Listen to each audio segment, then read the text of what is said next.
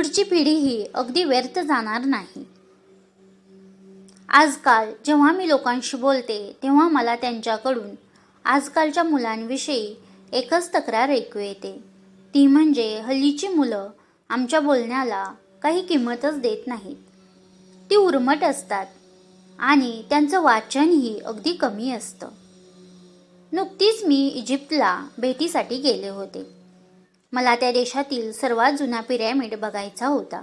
तो गिझा येथे नसून साकारा येथे आहे. कैरोपासून 24 किलोमीटर अंतरावर फारोह झोशेरसाठी बांधलेला हा एक 5 पायऱ्यांचा पिरॅमिड आहे. त्याचा वास्तुशिल्पकार म्हणजे इमेनहॉटेप हा त्या काळचा अत्यंत विद्वान माणूस. मी प्रवासात बरोबर एक गाईड घेतला होता. त्याचा इजिप्तॉलॉजी या विषयाचा सखोल अभ्यास होता. काही पिरॅमिडवर कोरलेले लेख तो वाचून दाखवत होता. काही लेखांकडे बोट दाखवून तो त्यांचं भाषांतर करून दाखवत होता. तो म्हणाला, आपल्या पुढच्या पिढीची मुले अत्यंत उधळी असतील. ती फारसा विचार करणार नाहीत आणि आयुष्याविषयी त्यांना फारशी समज नसेल. त्यांचं भविष्य नक्की काय असेल ते काही आपल्याला माहीत नाही. फक्त सूर्यदेव हा त्यांना वाचवू शकेल. तो मला हे सांगत असताना माझ्या मनात वेगळेच विचार चालू होते. आज आपल्या देशात सुद्धा नव्या पिढीविषयी बोलताना हीच गाऱ्हाणे ऐकू येतात. प्रत्येक पिढी आपल्या नंतरच्या पिढीविषयी अगदी याच तक्रारी करत असते. हे सारं प्रत्येक पिढीत चालूच असतं. सर्व जगभर चालू असतं. निदान गेली 5000 वर्ष तरी चालूच आहे. आमच्या पिढीच्या मानाने आजच्या मुलांना फार जास्त ज्ञान आहे. अशीच एक दिवस मी माझ्या टीनेजर मुलाशी बोलत होते. मी त्याला सहजच म्हणाले, या शतकातील सर्वात महत्त्वपूर्ण असे 3 महत्त्वाचे शोध सांग पाहू. त्यावर तो क्षणभर माझ्याकडे बघत राहिला व नंतर म्हणाला, तू घरी पण शिक्षिकाच असल्यासारखी वागतेस.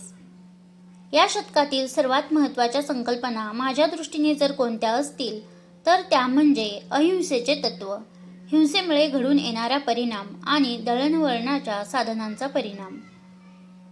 त्याचे उत्तर ऐकून मी स्तिमित झाले. तो म्हणाला, मी तुला स्पष्ट करून सांगतो. मी त्याच्या उत्तरामुळे बुचकळ्यात पडल्याचं त्याच्या लक्षात आलं होतं. भारत जेव्हा शतकानुशतके गुलामगिरीत होता, जेव्हा आपल्यात निर्णय घेण्याची शक्ती नव्हती, तेव्हा एका लहानशा माणसाने एक वेगळी रक्तपात विरहित चळवळ सुरू केली. शस्त्रास्त्रे नाहीत, पैसा नाही, पण राजकर्त्यांना केवळ एक संदेश, आम्ही तुमच्याशी सहकार्य करणार नाही. मग काय व्हायचे असेल ते होऊ दे.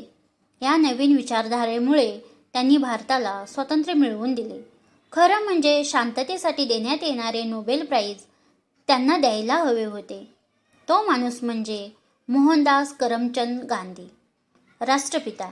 त्यांच्या क्रांतिकारी कल्पनांनी Martin Luther King Junior, Nelson Mandela, Aung San Suu Kyi अशा कित्येक नेत्यांना प्रेरित केले व त्यांनी आपापल्या देशांना स्वातंत्र्य मिळवून दिले. दुसरी कल्पनासुद्धा साधारण याच कालखंडातील, पण बरोबर यांच्या विरुद्ध दिशेने चाललेली आहे. या माणसाने विदेशाच्या संकल्पनेवर विश्वास ठेवला. आपण शस्त्रास्त्रे व हिंसेचा वापर करून लोकांवर राज्य करू शकू असे त्याला वाटले.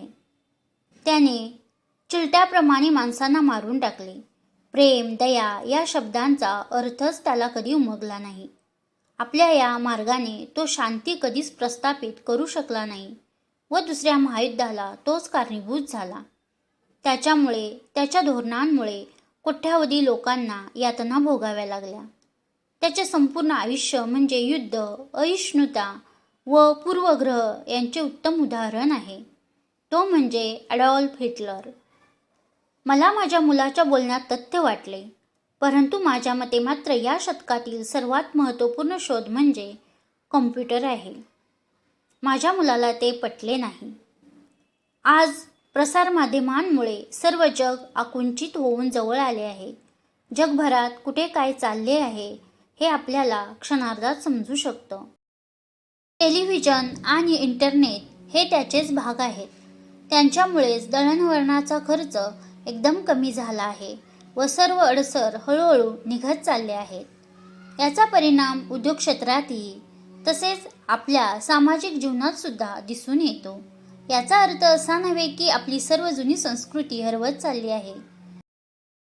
मी असं म्हणेन की आपल्याला इतर संस्कृतीची ओळख होते आहे. माझ्या या छोट्या मुलाच्या तोंडचे हे शब्द ऐकून मी चकित झाले.